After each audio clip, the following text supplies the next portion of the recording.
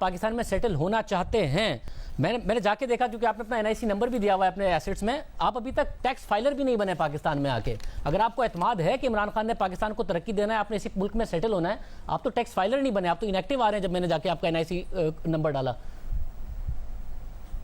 جی good point. جی شاہزیب بھائی، tax filer کا یہ ہے کہ پہلی بات تو یہ کہ کیونکہ میں انگلینڈ میں تھا تو میرا جو یہاں کا اکاؤنٹنٹ اور انگلینڈ کا ہے وہ بہت جلد آئی تھنک اگلے 1 ہفتے 10 دن کے اندر میرے ٹیکس بھی فائل ہو جائیں گے.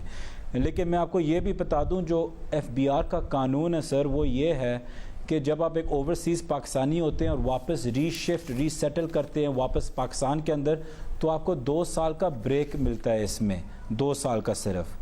تو اس میں 1 سال گزر گیا اور ابھی 1 سال یہ آ رہا ہے. میں ذوالفقار صاحب اس میں آپ 2 چیزوں کو کنفیوز کر رہے ہیں. آپ مجھے سیکشن 51 بتا رہے ہیں کہ 2 سال کا بریک ملتا ہے کہ آپ اگر پاکستان میں سیٹل ہو رہے ہیں تو آپ کی جو فورن سورس ہے، باہر کی سورس ہے انکم کی، جو as a citizen of Pakistan آپ ڈرائیو کر رہے ہیں، وہ آپ اس سال نہ بتائیں، 2 سال تک نہ بتائیں، وہ ٹھیک ہے.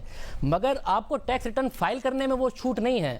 یہ سیکشن 114 ہے ریٹرن آف انکم کا، جس کے تحت اگر آپ کے پاس 1000 cc کی گاڑی بھی ہے اور آپ نے 180 دن سے زیادہ گزارے، آپ نے تو اس کو کم کر کے آپ کی حکومت نے 4 مہینے کر دیا ہے، تو آپ کو ریٹرن فائل کرنا پڑے گا.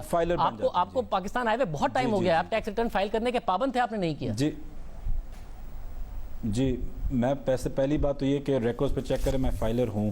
دوسری بات یہ کہ جو میرے پچھلے سال کے جو ریکارڈز ہیں وہ سارے اس ہفتے اور اگلے ہفتے فائل ہو جائیں گے اور پھر اگلے سال کے اس کے مطابق ہو جائیں گے. تو مجھے فائل کرنے میں کوئی رجسٹرڈ ہے یا فائلر ہے؟ کیونکہ آپ انیکٹیو آ رہے ہیں، اسکرین پر نظر آ رہا ہوگا آپ کا NIC جو آپ نے اس میں دیا ہوا ہے آپ کے نام کے ساتھ آ رہا ہے کہ آپ انیکٹیو ہیں. سر مجھے